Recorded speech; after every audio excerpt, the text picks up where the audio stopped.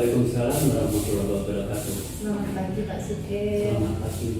Sesuai janji kita kemarin, saya di sini akan mewawancarai Pak Sugeng terkait pengambilan keputusan berdasarkan kebijakan universal. Boleh Pak Sugeng untuk memperkenalkan diri dulu. Selamat pagi. Di sini saya selaku Kepala Sekolah SDN Sunan Kecamatan Kalijudo, Kabupaten Bogor. Nama saya Sugeng dan di sini hari ini saya dimintai wawancara dengan Bu Alif selaku calon guru penggerak angkatan ke-7. Selanjutnya kita mulai wawancara. Terima kasih Pak Sugeng. Langsung saja ya Pak Sugeng. Yang pertama Pak Sugeng, selama ini bagaimana Anda dapat mengidentifikasi kasus-kasus yang merupakan dilema etika atau bujukan moral? Ya, cara mengidentifikasi kasus-kasus ini ya kita tidak semudah itu, tapi selaku pimpinan memang sulit untuk mengambil keputusan ya. Jadi keputusan itu yang saya ambil kalau dari saya pribadi tidak mungkin bisa menyenangkan semua pihak, makanya saya harus mengidentifikasi dulu masalah-masalah itu, kasus itu. Jadi pertama yaitu kita klarifikasi dari yang sebagai sumber masalahnya yang punya kasus tersebut, kemudian kita cari lagi dari informasi yang lain dan ditambah lagi dengan kepercayaan diri saya atau insting dari saya sendiri. Jadi saya tidak langsung begitu ada kasus saya langsung memutuskan sendiri, tidak seperti itu.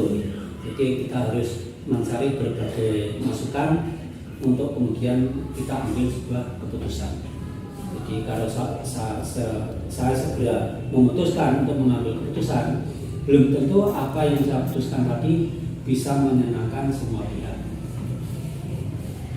Terus selama ini Pak Sugeng, bagaimana Anda menjalankan pengambilan keputusan di sekolah Anda, terutama untuk kasus-kasus di mana ada dua kepentingan yang sama-sama benar dan sama-sama mengandung nilai kebajikan. Jadi dua-duanya itu sama-sama benar. Ya, memang disinilah susahnya.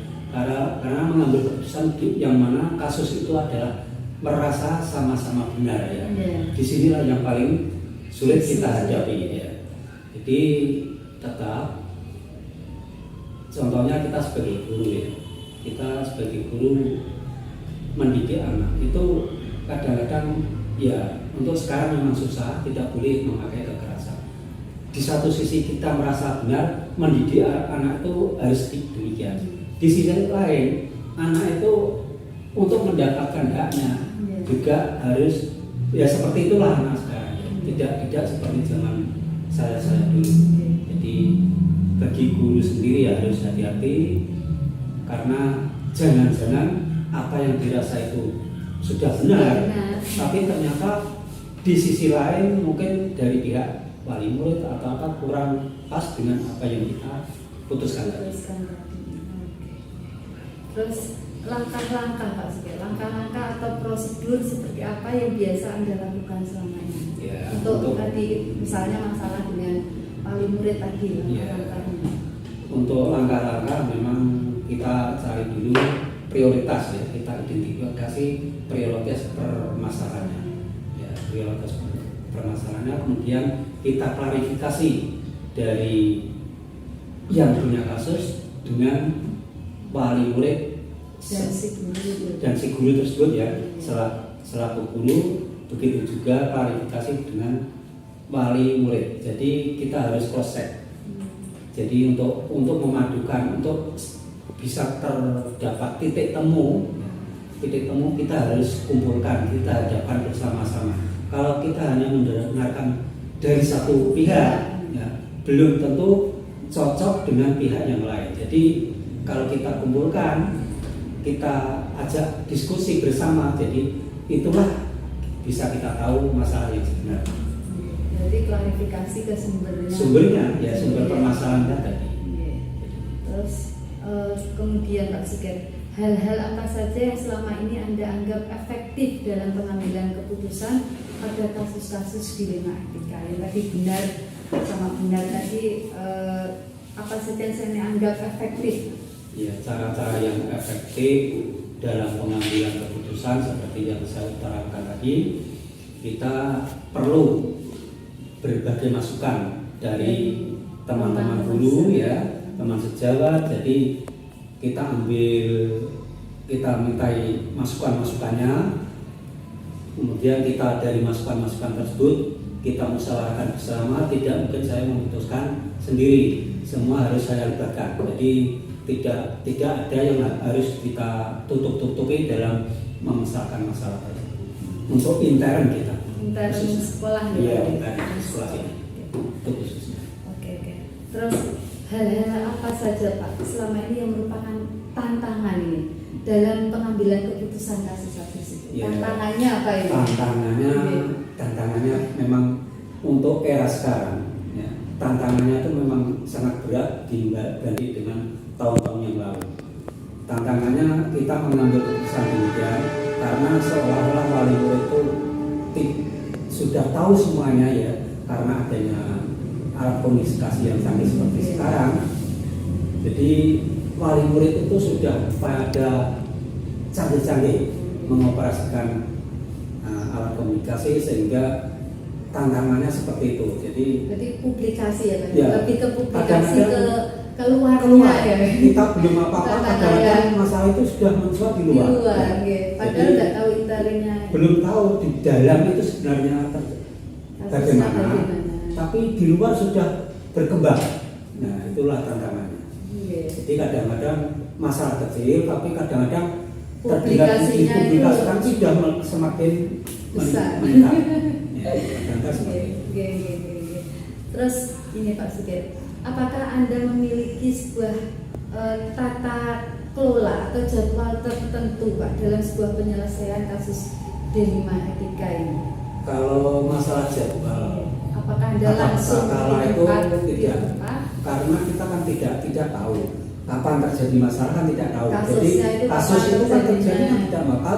Kalau kita tata kelola atau kita jadwalkan, ya tahu kasus. Berarti kita sudah tahu kasusnya. Yang akan terjadi berarti kita sudah tahu. Ya begitu ada kasus, ya kita persahkan bersama-sama. Jadi untuk jadwal ini terus terang saya tidak menjadwalkan, karena seolah-olah kita tahu bulan ini akan ada masalah atau minggu ini akan ada masalah. Jadi selama ini alhamdulillah tidak saya jadwalkan untuk pembahasan masalah. Karena kan masalahnya kan juga belum tentu terjadi, kapannya itu kan terjadinya. Jadi jenengan setiap ada masalah baru kita selesaikan. Jadi untuk jadwal atau prosedur tata kelola tadi tidak ada. Jadi kan kalau kita jadwalkan seolah-olah kan ini ada masalah, ini ada masalah, berarti seperti itu dan seterusnya. Jadi untuk ini begitu ada kasus, ya secepatnya kita tuntaskan. Secepatnya. Agar tadi tidak muncul ke mengembang publik tadi ya, tantangan tadi ya. Terpublikasikan.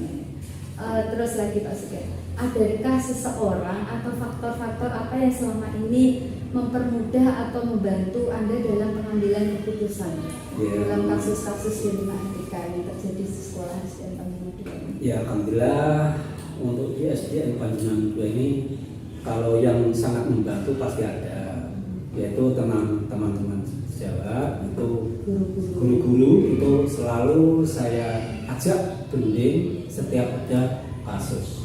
Jadi semua itu tidak langsung saya putuskan sendiri, seperti yang saya katakan tadi. Kalau saya yang mengambil keputusan sendiri, belum tentu nanti bisa diterima yang lain. Jadi saya perlu pendapat dari guru-guru, ya dari berbagai pendapat tadi. Kemudian saya bisa menentukan. Ya, termasuk komite juga bisa. Jadi stakeholder yang ada kaitannya dengan itu saya libatkan. Jadi itu memang kerjasama dari berbagai pihak itu perlu dibutuhkan, sangat dibutuhkan untuk SDN Panjungan. Dari semua hal Pak yang telah disampaikan, itu pembelajaran apa yang dapat Pak Sukir Pete dari pengalaman atau mengambil keputusan di Dilema Etika yang Iya. terjadi di SDN Pamulang. Untuk pembelajaran misalnya dari itu yang tambahan mengaji ya, kalau tadi itu kita sampaikan walaupun hanya sedikit itu bisa kita ambil kesimpulan. Kemudian pada saat upacara itu kita kasih arahan-arahan dan supaya anak-anak atau yang lain itu tidak melakukan hal-hal yang akhirnya memunculkan sebuah kasus. Jadi sekali lagi dari kesimpulan dari penjenengan tadi kasus-kasus yang Anda pecahkan tadi, kesimpulannya apa Pak? Kesimpulannya begini ya, supaya kasus itu tidak berlarut-larut, kesimpulannya setiap kali ada masalah sesegera mungkin kita selesaikan dengan baik. Jadi supaya tadi tidak mensuap keluar. Dan itu ya Pak, ya harus tadi mengidentifikasi dulu kasusnya, tidak langsung kita ambil keputusan, tapi diidentifikasi dulu permasalahannya apa. tanya ke wali murid. Ya, kita cari sumber-sumber yang tahu dari kejadian itu.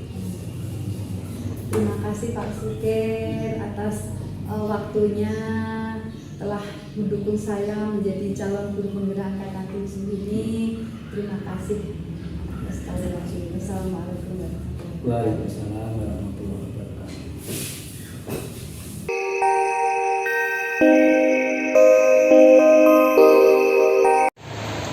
Assalamualaikum Pak Didi. Ya, waalaikumsalam.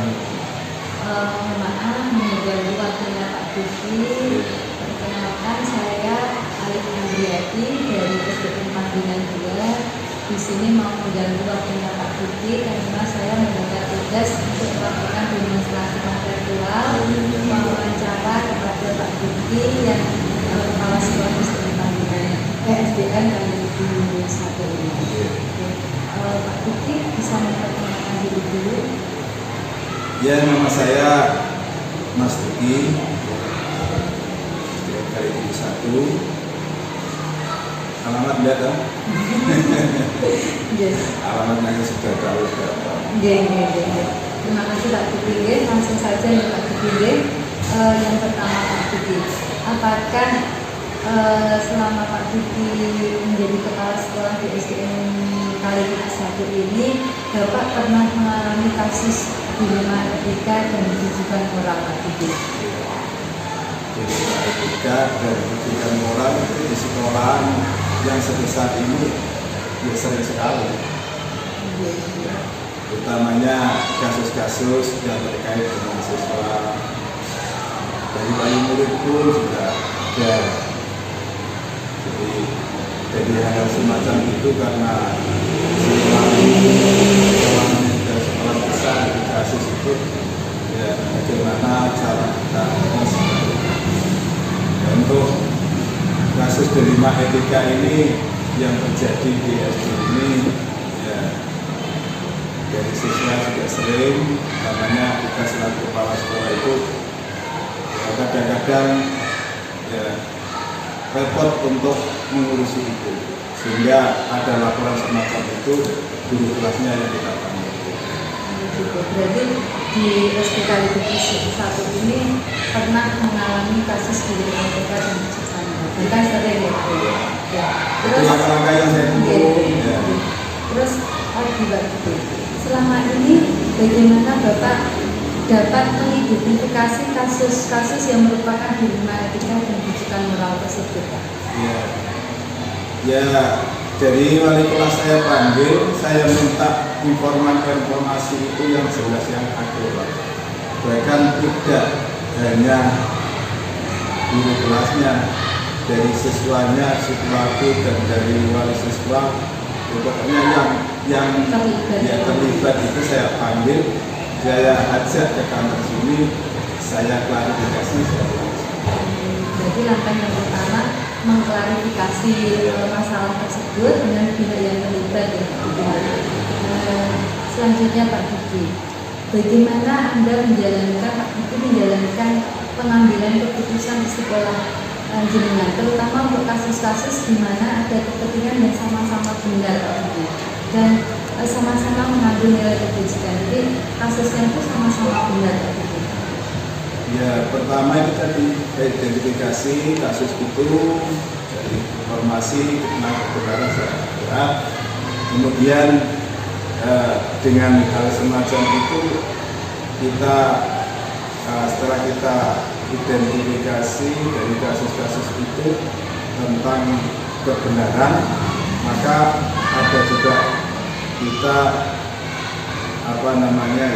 kita ajak berembuk bersama-sama sehingga suatu keputusan itu menjadi suatu keputusan bersama, tidak hanya kepala sekolah yang berpikir. Jadi banyak kepentingan. Setelah itu barulah kita pertimbangkan bagaimana dengan kita menghadapi kasus yang seperti itu, bagaimana kita harus bersikap dan memutuskan. Jadi ya, yang penting itu kita menjaga nama baik sekolah. Jadi kalau itu sama-sama benar, sama-sama ada kepentingan, maka kita suatu keputusan ya ada yang dirugikan, itu jelas. Nah, kita pertimbangkan. Kalau yang kita putuskan itu kita ambil yang sedikit yang minoritas, sehingga yang lembaga ini ya kita selamatkan, sehingga hal-hal semacam itu ya, tidak terjerumus keluar. Jadi Anda tidak hanya mengambil keputusan dari saja, tapi melibatkan lagi ya guru, terus yang lain juga. Terus langkah-langkah Pak, langkah-langkah atau prosedur seperti apa yang biasa Anda lakukan selama ini? Langkah-langkahnya? Ya, langkah yang pertama tadi saya sampaikan ya, kita pemanggilan dari pelaku-pelaku itu dan juga saksi. Ya. Kemudian kita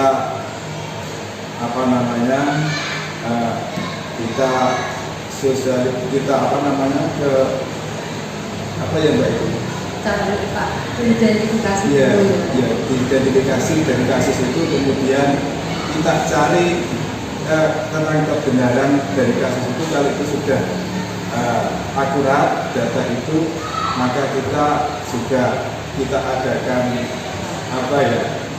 semacam opsi-opsi. Kalau ini kita putuskan ini bagaimana, kalau kita putuskan ini kayaknya yang kita menangkan yang mana. Makanya kan saya sampaikan kita bisa mengambil keputusan itu seadil-adilnya, dan juga kita selaku kepala sekolah tetap melindungi dan bisa kepentingan secara umum utamanya lembaga ini bisa terselesaikan. Hal-hal apa saja yang selama ini jenengan anggap efektif, yang paling efektif dari sekian tadi macam-macam tadi, yang untuk mengambil keputusan dalam kasus di luar kota ini, yang paling efektif? Yang paling efektif ya itu tadi ya, itu yang paling efektif itu kita berpikir tidak sendirian. Kita perlu masukkan informasi dari wali siswa, dari kelas, itu dari paguyuban itu tidak banyak ini dan sebagainya ya, sehingga menghadapi dilema etika semacam itu kayaknya ini berat, di sini juga berat. Jadi bagaimana itu untuk mencari jalan terbaik, itu semua saya libatkan. Stakeholder di sekolah itu kita libatkan. Jadi yang paling efektif selama ini menurut Pak Budi itu melibatkan stakeholder yang ada untuk mengambil keputusan tersebut. Ya. Dan keputusan tersebut itu dapat diterima semuanya, Ya. Jadi sama-sama logo. Oke. Yang pihak yang kalah ya, itu bisa ya, bisa legowo lah, menerima hasil keputusannya. keputusan. Oke. Selanjutnya Pak Diki, hal-hal apa saja yang menjadi tantangan Pak untuk mengambil keputusan pada kasus-kasus di kita? Tantangannya? Ya tantangannya itu, kalau itu sama-sama beratnya itu juga selalu sulit.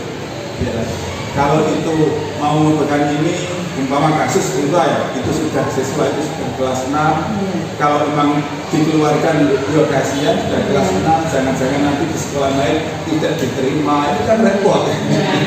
Nah, semacam itu kalau itu dari siswa. Nah, makanya ini perlu pemikiran dari stakeholder sekolah itu untuk mengambil langkah-langkah itu yang paling tidak, sehingga kepala sekolah itu mau memutuskan A atau B ini serba sulit. Maka perlu informasi yang kita dukung dari itu, sehingga masukan dari teman, dari Pak Bipan, dari murid dan sebagainya. Berarti tantangannya itu apabila Pak Diki mengalami kasus yang berkaitan dengan siswa. Terus Pak Diki, apakah Pak Diki memiliki sebuah tata kelola atau jadwal tertentu dalam sebuah penyelesaian sebuah kasus di lingkungan IPK? Jadi apakah Pak Diki itu menyelesaikan di tempat langsung, apa dijadwalkan atau bagaimana? Ya memang di lembaga itu ada suatu bimbingan BP dengan industri itu di tiap-tiap kelasnya. Otomatis guru kelas kan untuk membimbing di sebelah kelasnya. Kalau sudah kasusnya itu harus dibawa ke melibatkan kepala sekolah, dari pihak wali kelas itu datang ke kami untuk melaporkan hal itu ya. Karena bagaimana kasus itu untuk bisa terselesaikan. Jadi kita kasus-kasus yang dilema itu tadi ya, itu yang sulit semacam itu, maka perlu pertimbangan. Berarti Pak Diki berusaha untuk menyelesaikan secara cepat ya, untuk kasusnya agar tidak sampai ke publik. Jadi tata kelola kami, biarlah kasus di kelas itu diselesaikan di kelas. Boleh. Karena di situ kan ada bimbingan dan hasilnya. Dari kalau ada kasus anak nakal atau anak yang menyalahgunakan ya, itu sesuatu yang tidak semestinya ya, itu barulah ini nanti dibawa ke kepala sekolah. Terus Pak Budi, adakah seseorang Pak Budi atau faktor-faktor yang selama ini mempermudah atau membantu Pak Budi dalam pengambilan keputusan dalam kasus-kasus di Indonesia? Ya, kasus semacam itu sekali lagi kepala sekolah kan harus gimana ya? Kepala sekolah itu kan tidak sendiri di lembaga. Maka perlulah ya, stakeholder ada di lembaga ini kita ajak musyawarah ya, untuk menghadapi kasus semacam itu. Berarti banyak orang yang terlibat serta berarti ya Pak. Ya. Terus Pak Diki, yang terakhir, dari semua hal yang telah disampaikan Pak Diki tadi, pembelajaran apa Pak yang dapat jaringan penting dari pengalaman yang Anda tadi tentang keputusan di selama ini? Pembelajaran yang penting bahwa kita itu bekerja itu, seorang guru itu kan harus memperhatikan siswa.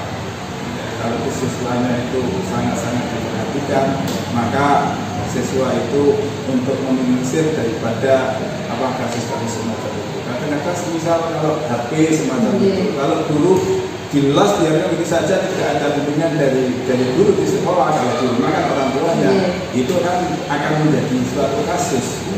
Karena bagaimanapun anak itu karena main gadget ya, itu main HP itu juga ada kan ya bisa menyimpang ke sana. Nah, makanya pengalaman yang kami peroleh itu ya kita harus di kelas-kelasnya itu adalah merupakan tanggung jawab di kelasnya masing-masing, dan itu biar tidak ada suatu kasus utamanya yang kaitannya dengan siswa. Nah, terkait dengan dilema etika yang kasus-kasus yang di luar siswa itu juga ada juga namanya wali siswa kan ada kecemburuan tentang kelas ini ya kelas ini kok seperti ini, kelas ini akhirnya kan wali siswa kan ada satu kecemburuan, itu kan hal yang biasa. Maka itu juga pengalaman kami harus ada sama-sama sinergi antara sekolah dengan pihak wali murid ya. Kemudian juga kita poinnya adalah kita mengemban amanat untuk mendidik siswa itu dengan baik. Terima kasih Pak Didi atas jawaban-jawabannya. Terima kasih banyak. Mohon maaf sudah mengganggu Pak Didi, sudah mengganggu waktunya Pak Didi. Iya, terima kasih kehadirannya. Iya. Sampun tak Didi ya.